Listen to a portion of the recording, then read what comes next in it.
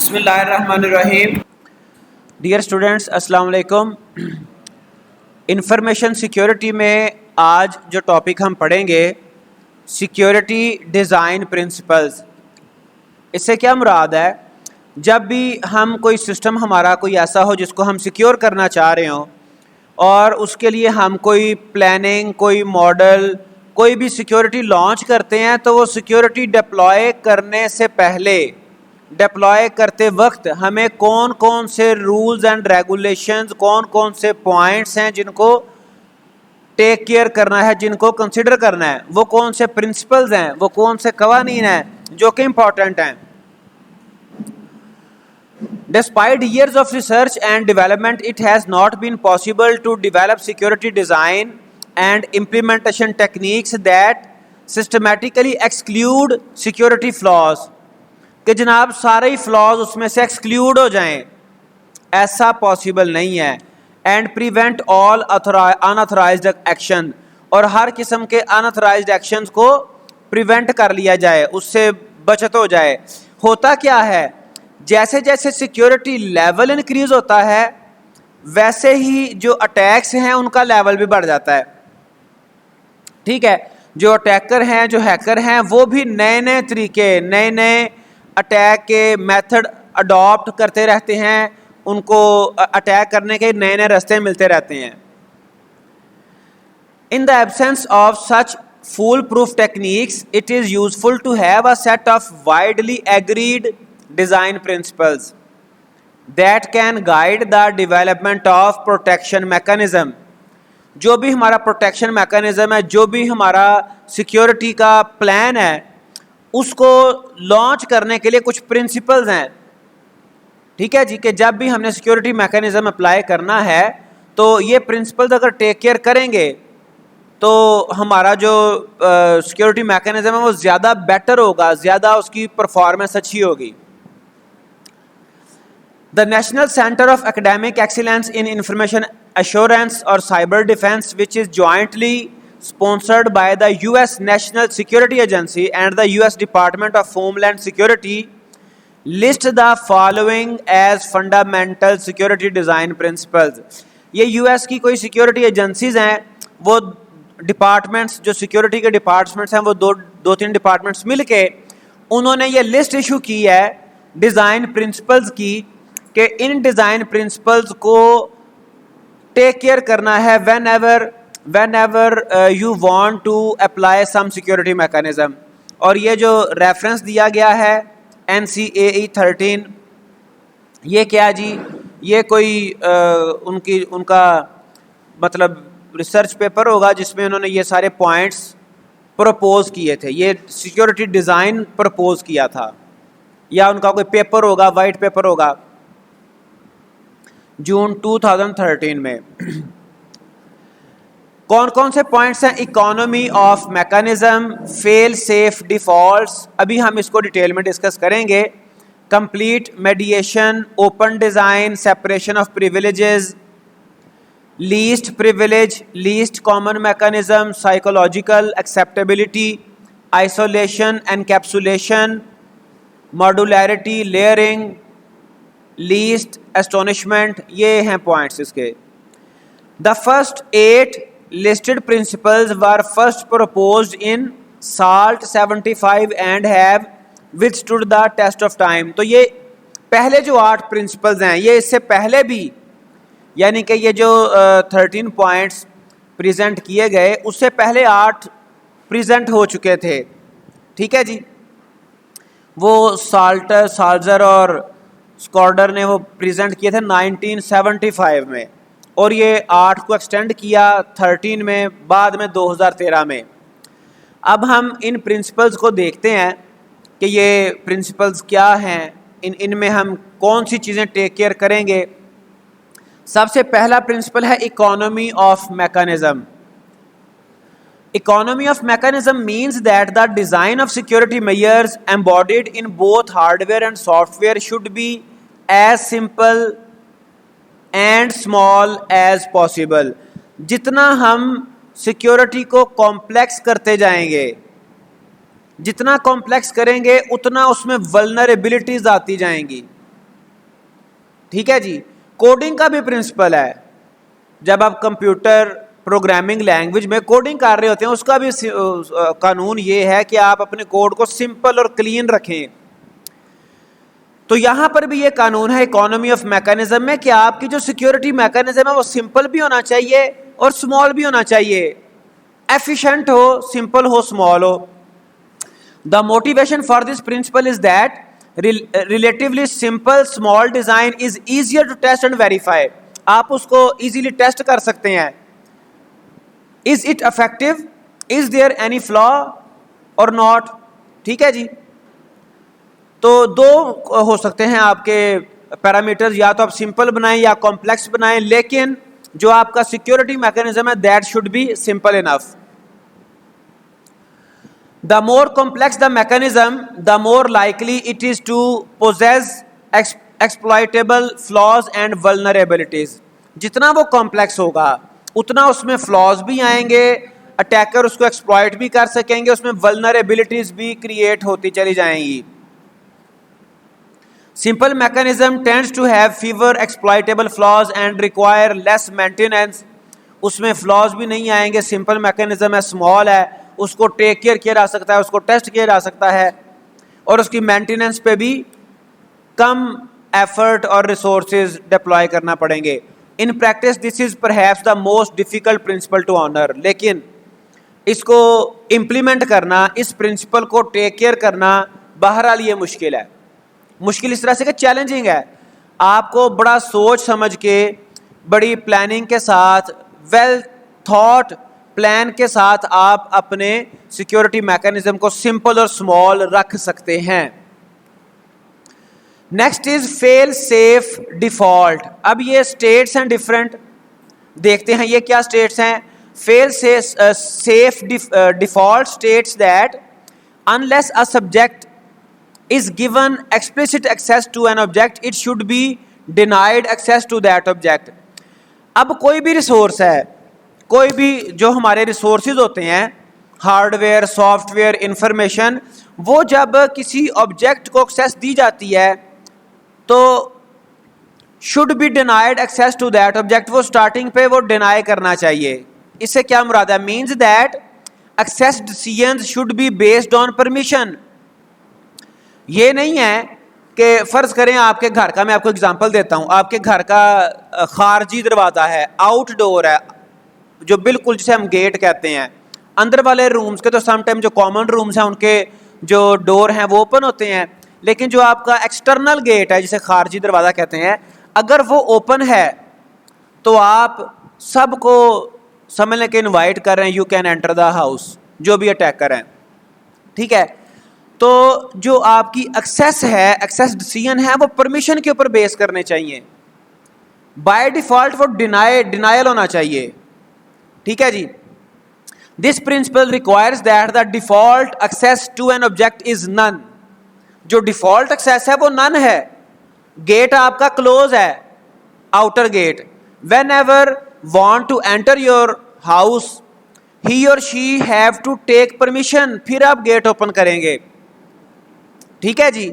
This principle requires that the default access to an object is none. वो default access नहीं होगी, वो yes नहीं होगी, वो कोई एक्सेस नहीं कर सकेगा बाय डिफॉल्ट।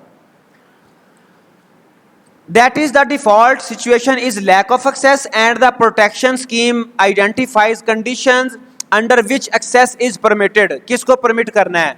जिसके पास यूजर नेम पासवर्ड होगा। घर की एंट्री की बात करें, जिसको हम जानते होंगे या जो अपनी आइडेंटिफिकेशन करवाएगा। ठीक है जी। अगर सिस्टम की बात कर रहे हैं आप, तो जिसके पास यूजर नेम पासवर्ड होगा, जो ऑथेंटिकेटेड पर्सन होगा, that person will be allowed to access our resources, allowed to enter the system. For example, most file access system work on this principle and virtually all protected services on client server systems work this way. Client server जो हमारा internet architecture है उसके ऊपर यही mechanism चल रहा होता है। बाय डिफ़ॉल्ट एक्सेस नहीं है। आप फेसबुक की बात कर लें, आप डिफरेंट सर्वर्स की बात कर लें, याहू की बात कर लें, गूगल की बात कर लें, बाय डिफ़ॉल्ट वो जनाब आपकी एक्सेस नहीं है। जब आप अकाउंट बना लेते हैं, साइन अप कर लेते हैं, फिर आप लॉग इन करते हैं, then you can access further. Next is complete mediation. means that every access must be checked against the access control mechanism. access control mechanism क्या होता है कि जिस तरीके से आप सिस्टम में एंटर होते हैं, जो आपके ऑथेंटिकेशन के मैकेनिज्म है, ये आपका एक्सेस कंट्रोल सिस्टम. ठीक है जी. If a person have smart card and password, then he or she will swap the card and he also will have to enter his or her password, then he is allowed to enter. या फिर कोई biometric system है, ये access control mechanism है. Complete mediation means that every access must be checked, every access must be checked against the access control mechanism. उसको mechanism से होके आना पड़ेगा. System should not rely on access decisions retrieved from a cache.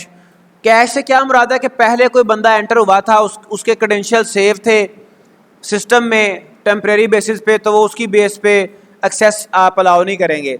In a system designed to operate continuously, this principle requires that if access decisions are remembered for future use, careful consideration be given. आपने अक्सर देखा होगा कई servers जहाँ पे जो ख़ास तौर पे सेंसिटिव इंफॉर्मेशन या सेंसिटिव ट्रांजैक्शंस परफॉर्म हो रही होती हैं, वहाँ पर सिस्टम पे आप लॉगिन करते हैं और विद इन फ्यू मिनट्स अगर आप उसके ऊपर कोई एक्टिविटी नहीं कर रहे, परफॉर्म नहीं कर रहे, तो विद इन फ्यू मिनट्स वो आपको ऑटोमेटिकली लॉग आउट कर देता है. ठीक है जी. तो इससे क्या मुराद है? If access decisions are remembered for future use, careful consideration be given. उसके बारे में सोचना पड़ेगा कि कितनी देर तक उसको आपने एक्सेस देनी है, कितने टाइम बाद आप उसको ऑटोमेटिकली लॉग आउट कर देंगे, और इसके अलावा और क्या क्या चीज़ें उसको उस पर आप अप्लाई कर सकते हैं. To how changes in authority are propagated into such local memories. तो ये इसके अलावा भी कुछ कंसिडरेशंस हैं, जैसे मैंने आपको ऑटोमेटिक लॉग आउट की बात की है. Open design. Open design means that the design of a security mechanism should be open rather than secret. जो भी आपका मैकेनिज्म है वो सीक्रेट ना हो, वो ओपन हो, पता हो. जिस तरह से आप मोटरवे पे कहीं पे भी आप रोड पे जाएं तो उस पे लिखा होता है जो स्पीड लिमिट है, speed limit is 120 kilometre per hour, और आगे लिखा होता है जी कैमरे की आंख आपको देख रही है. That means open design, open check. ठीक है. हिडन नहीं है, सीक्रेट नहीं है कि बंदे को पता ही ना हो. उसको बताना है कि जी ये स्पीड लिमिट है और ये जो है ना वो कैमरा भी आपको देख रहा है. For example, although encryption keys must be secret, encryption algorithm should be open to public scrutiny. ठीक है जी. The algorithms can that be reviewed by many experts and users can therefore have high confidence in them. Algorithm क्यों open होने चाहिए? चूंकि पता चले जो एल्गोरिदम अप्लाई किया गया है वो वाकई ही ट्रस्टेड भी है, और उसको जो रिसर्चर हैं, जो एक्सपर्ट्स हैं, वो उसको एनालाइज भी कर सकें, उसकी स्ट्रेंथ को, उसकी एफिशिएंसी को. तो एल्गोरिदम इसलिए ओपन होना चाहिए कि उसको दूसरे जो रिसर्चर्स हैं, एक्सपर्ट हैं, वो उसको एनालाइज कर सकें. और जो एनक्रिप्शन की है वो सीक्रेट होनी चाहिए, क्योंकि अगर किसी के पास होगी तो वो जनाब आपके डाटा को डिक्रिप्ट कर लेगा. Separation of privilege.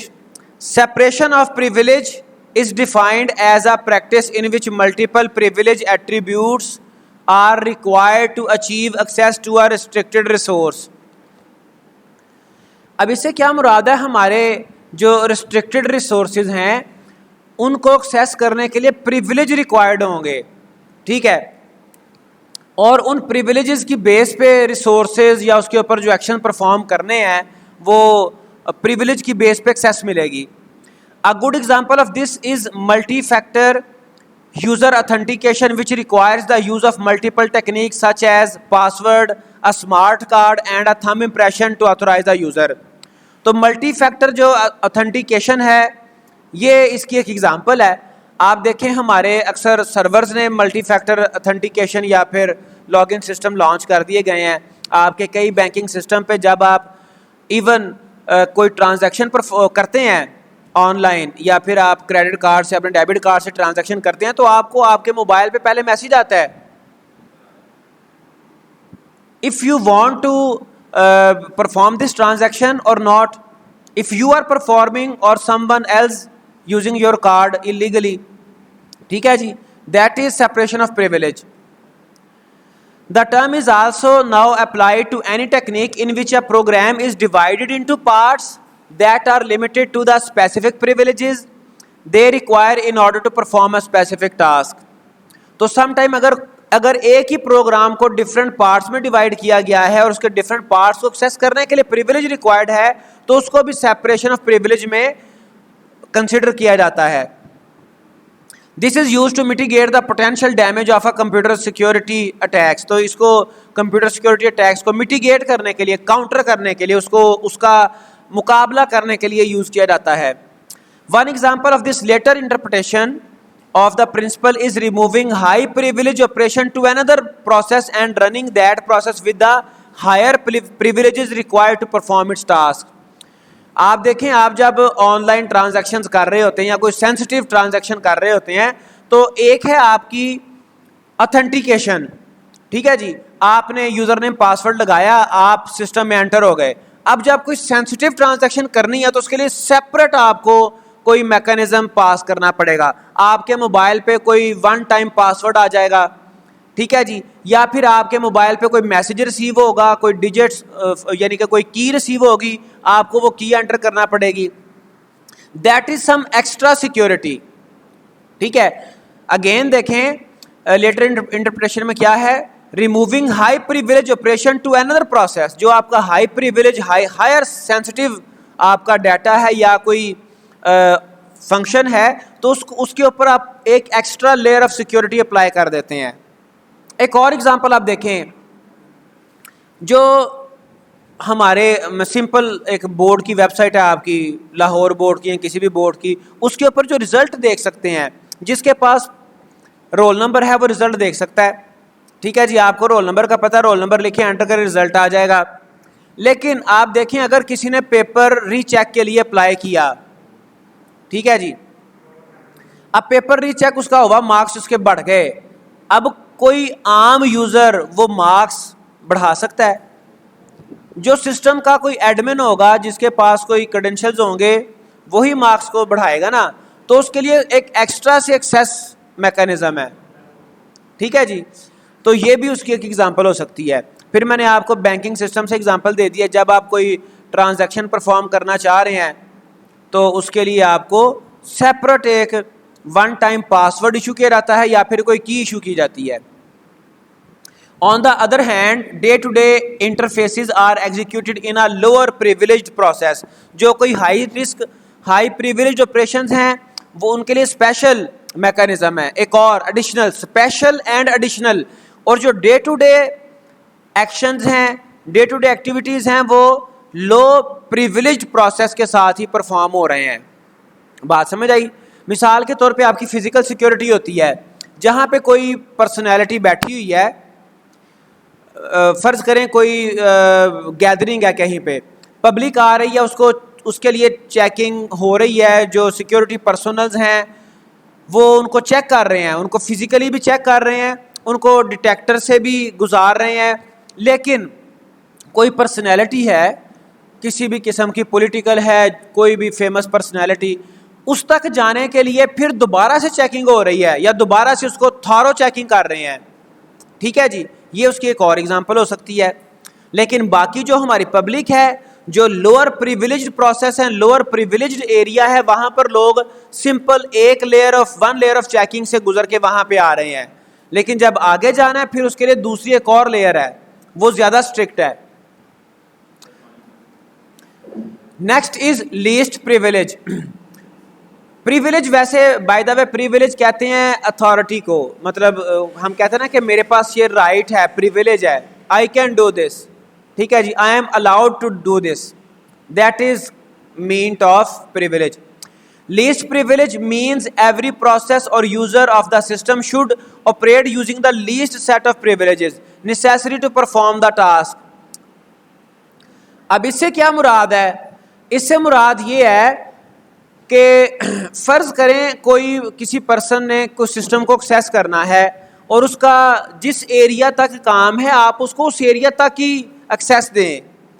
एक मिसाल देता हूँ कि फ़र्ज़ करें आपके घर में कोई वर्कर है, ठीक है जी, वो आता है, उसने कोई काम करना है और आपने उसको अलाउ किया हुआ है कि जी आप ना मेन गेट से आप एंटर हो जाया करें और आपने उसकी की उसको दी हुई है और वो मेन गेट से एंटर होता है और बाहर लॉन है. फ़र्ज़ करें वो माली है, उसने आपका जो लॉन है, जो आपका बागीचा है, उसमें कोई काम करना होता है, तो आप सिर्फ उसको जो आउटर गेट है उसकी की दें, लीस्ट प्रिविलेज, कि वो सिर्फ वहाँ से एंटर हो और जो इंटरनल आपके गेट्स हैं, डोर्स हैं, जो इंटरनल गेट्स हैं उसकी की उसको ना दें. क्यों?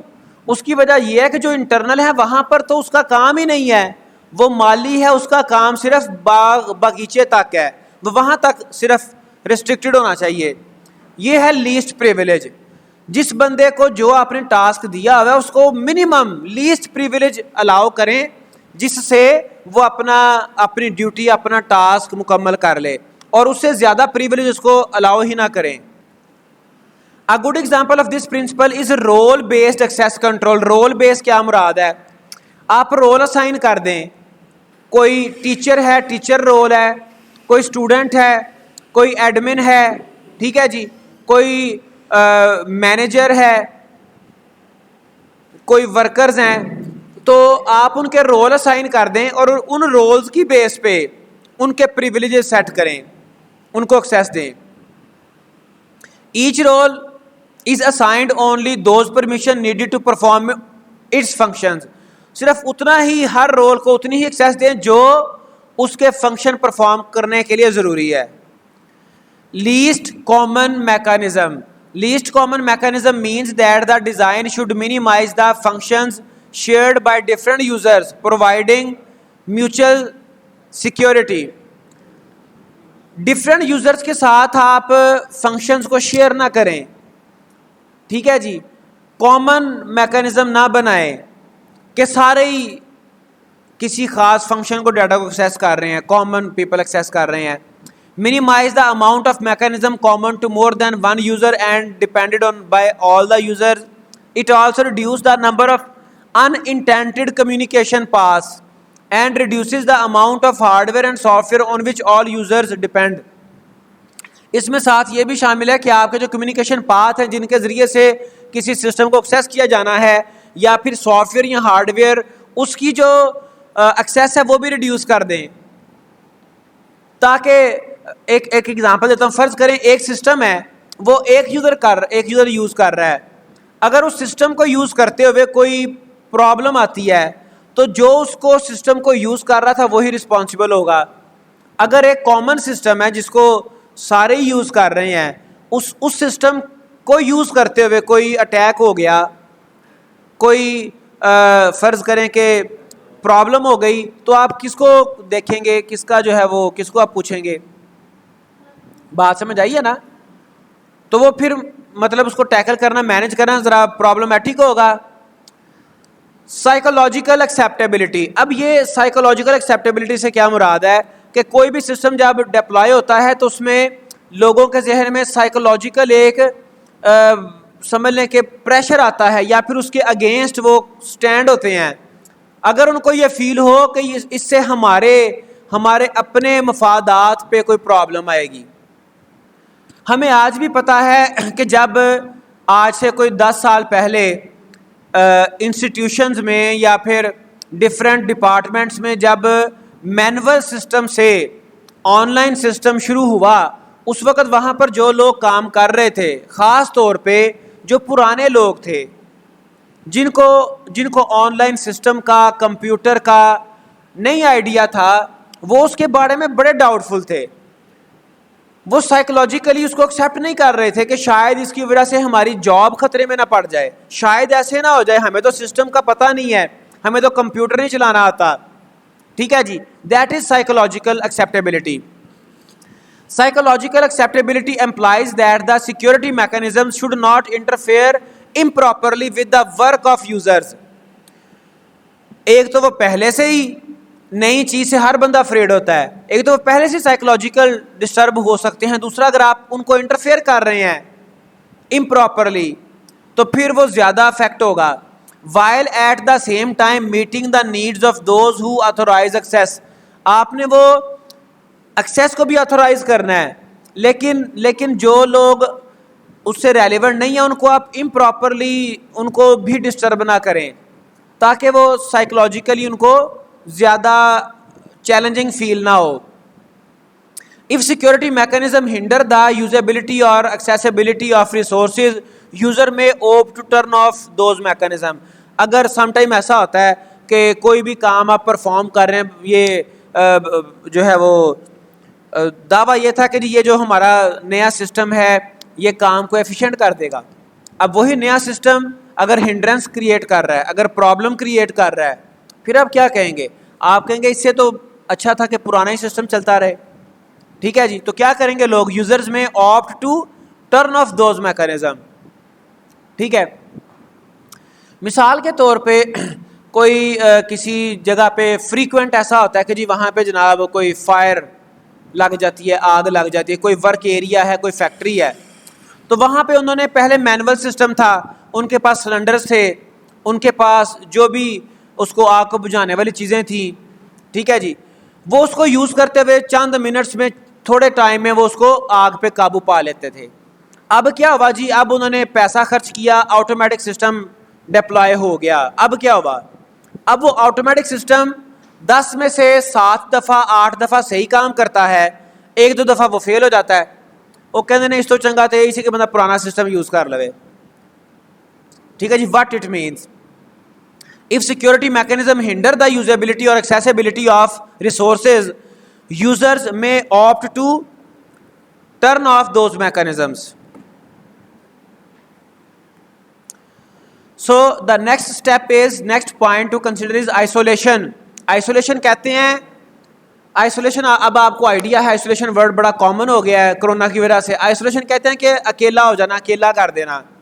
अब यहाँ पे आइसोलेशन से मुराद किसी बंदे को अकेला नहीं करना, बल्कि जो सिक्योरिटी हमारे जो सेंसिटिव इंफॉर्मेशन है, डाटा है, या समझ लें कि हार्डवेयर है, सॉफ्टवेयर है, उसको आइसोलेट करना है. Isolation is a principal that applies in 3 context. First, public access systems should be isolated from critical resources, data, processes, etc. to prevent disclosure of tampering.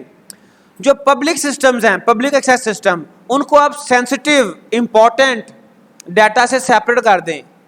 ठीक है जी, वो जो सेंसिटिव डाटा है उससे उनको सेपरेट ही रहने दें, क्योंकि वहाँ पे पब्लिक आनी है और सेंसिटिव डाटा भी अगर वहाँ पे ही होगा तो वो उसको टेम्पर कर सकते हैं, उसको कोई नुकसान पहुंच सकता है.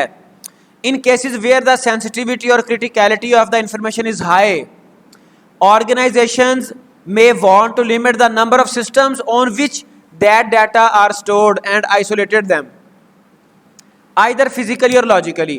तो जो सेंसिटिव डाटा है वो ऑर्गेनाइजेशन ये सोचती हैं कि इसको हम पब्लिक से आइसोलेट कर दें.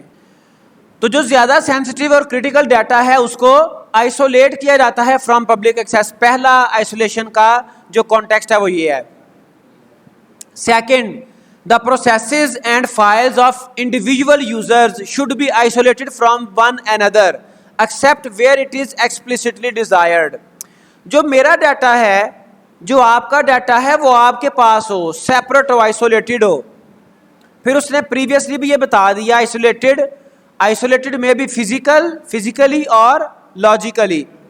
अब हमारे जो सर्वर्स हैं, जीमेल है, गूगल है, आपका फेसबुक है, याहू है, वहाँ पर आप लॉगिन करते हैं, डाटा सारा आपका सेपरेट है लॉजिकली. फिजिकली तो डेफिनेटली वो हो सकता है एक सर्वर पे आप सबका डाटा एक ही सर्वर पे पड़ा हो, सर्वर तो डेफिनेटली उनके ज़्यादा होंगे, ठीक है, लेकिन आप सबका डाटा पॉसिबल है कि एक ही सर्वर पे हो, लेकिन वो लॉजिकली आप उसको नहीं देख सकते, आप उसको एक्सेस नहीं कर सकते. तो यूजर्स का इंडिविजुअल डाटा भी सेपरेट रहे, आइसोलेटेड रहे, unless it is desired, it is required. All modern operating systems provide facilities for such isolation so that individual users have separate isolated process space, memory space and file space with protections for preventing unauthorized access. तो हर users की files, data, उनके accounts बने हुए हैं, तो उनका separate पड़ा हुआ है. Finally, security mechanisms should be isolated in the sense of preventing access to those mechanism. वो मैकेनिज्म भी आपके एक्सेसिबल ना हो. जो सिक्योरिटी अप्लाई की गई है वो मैकेनिज्म भी एक्सेसिबल ना हो. For example, logical access control may provide a means of isolating cryptographic software from other parts of the host system and for protecting cryptographic software from tampering and the keys from replacement or disclosure. तो वो जो आपका security mechanism है, encryption system है, वो भी आपका separate रहे ताकि लोग उसको एक्सेस ना कर लें, ताकि वो की चेंज ना हो जाए. ठीक है जी, ताकि वो की टेम्पर ना हो जाए, डाटा टेम्पर ना हो जाए. Next is encapsulation. Encapsulation can be viewed as a specific form of isolation based on object oriented functionality. अब ये भी एक तरह से, एक और तरह से आइसोलेशन है कि आपने उसको एनकैप्सुलेट कर दिया है. ये आपने एनकैप्सुलेशन का वर्ड पढ़ा था, टर्म पढ़ी थी आपने ऑब्जेक्ट ओरिएंटेड प्रोग्रामिंग में. अगर डाटा आपका प्राइवेट है, क्लास का डाटा, तो वो आउटसाइड उसको कोई एक्सेस नहीं कर सकता. ठीक है जी. तो एनकैप्सुलेशन यहाँ पर भी तकरीबन वही कॉन्सेप्ट है कि आप अपने जो मैकेनिज्म है, जो आपका एक एक्स्ट्रा लेयर आप उसके ऊपर चढ़ा देते हैं आइसोलेशन की. Protection is provided bye encapsulating a collection of procedures and data objects in a domain of its own, so that the internal structure of a data object is accessible only to the procedures of the protected subsystem, and the procedures may be called only at designated domain entry point. वो जो mechanism है, data है, जो आपके sensitive information है, वो सिर्फ allowed domain के ज़रिए से ही एक्सेसिबल होगी. अनअलाउड डोमेन उसको एक्सेस ही नहीं करेगी. जैसे मैंने आपको ऊप की एग्जांपल दी है कि डाटा अगर आपने कोई प्राइवेट अपना डिक्लेयर कर दिया तो वो एक्सेसिबल नहीं होगा आउटसाइड द क्लास. वो इनसाइड द क्लास एक्सेसिबल है. उसको क्लास के दूसरे मेंबर ही एक्सेस कर सकते हैं, मतलब दूसरे फंक्शन उसको एक्सेस करेंगे, पब्लिक फंक्शन. तो same concept is here. Next is modularity. Modularity से मुराद होती है कि आप डिफरेंट मॉड्यूल बना रहे हैं. Modularity in the context of security refers both to the development of security functions as separate protected modules and to the use of a modular architecture for mechanism design and implementation. Modular architecture आपका तकरीबन एक hierarchical structure होता है, different जिसमें modules होते हैं जो कि आपस में interact कर रहे होते हैं. The design goal here with modularity is to provide common security functions and services such as cryptographic functions as common modules. तो वो आपने एक मॉड्यूल बनाया, सिक्योरिटी मैकेनिज्म बनाया, वो डिफरेंट सॉफ्टवेयर्स में, डिफरेंट सिस्टम्स में वो as an extra module, as an additional module for security आप उसको अटैच भी कर सकते हैं. इसका ये भी एक एडिशनल बेनिफिट है. For example, numerous protocols and applications make use of cryptographic function. कई एप्लीकेशंस में क्रिप्टोग्राफिक फंक्शन आना है, वो आपका क्रिप्टोग्राफिक फंक्शन बिल्कुल सेपरेट है, वो सेपरेट मॉड्यूल है. तो वो जिस एप्लीकेशन में रिक्वायर्ड होगा आप उसको उसके साथ इंटीग्रेट करते जाएंगे और आपकी सिक्योरिटी मैकेनिज्म अप्लाई होता जाएगा. तो जो आपका कोई सिक्योरिटी मैकेनिज्म है, फंक्शन है, वो आपका सेपरेट मॉड्यूल हो, जहां जहां पर भी रिक्वायर्ड होगा वहां वहां पर आप उसको इंटीग्रेट करते जाएंगे, अप्लाई करते जाएंगे. Rather than implementing such function separately in each protocol और एप्लीकेशन, आप वो वाला जो फंक्शन है उसको आप बार बार अप्लाई कर रहे हैं, बार बार आप उसको डिज़ाइन कर रहे हैं. A more secure design is provided by developing a common cryptographic module that can be invoked by numerous protocols and application. वो आपने एक मॉड्यूल बना लिया, उसको बाकी एप्लीकेशन उसको अब इन्वोक कर रही हैं, कॉल कर रही हैं.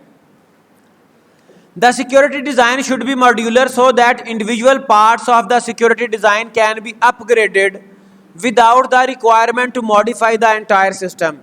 Modular approach का ये भी benefit है कि किसी मॉड्यूल को अगर आपने चेंज करना है ड्यू टू सम रीज़न, उसको अपग्रेड करना है, वो आपकी रिक्वायरमेंट नहीं रही, आपने उसको डिस्कार्ड करना है, तो बाकी सिस्टम अफेक्ट किए बगैर आप उस एक मॉड्यूल के ऊपर कोई भी अपग्रेडेशन या फिर उसकी एक्सक्लूजन परफॉर्म कर सकते हैं. Layering. Layering refers to the use of multiple overlapping protection approaches. पहली लेयर, दूसरी लेयर, तीसरी लेयर. फर्ज करें आपका ये कोई सेंसिटिव डाटा है, इंफॉर्मेशन है, सिस्टम है, उसके ऊपर ये सिक्योरिटी की लेयर है, ठीक है जी. फिर एक और लेयर है. It is the concept of layering. Addressing the people, technology and operational aspects of information system. By using multiple overlapping protection mechanism approaches, the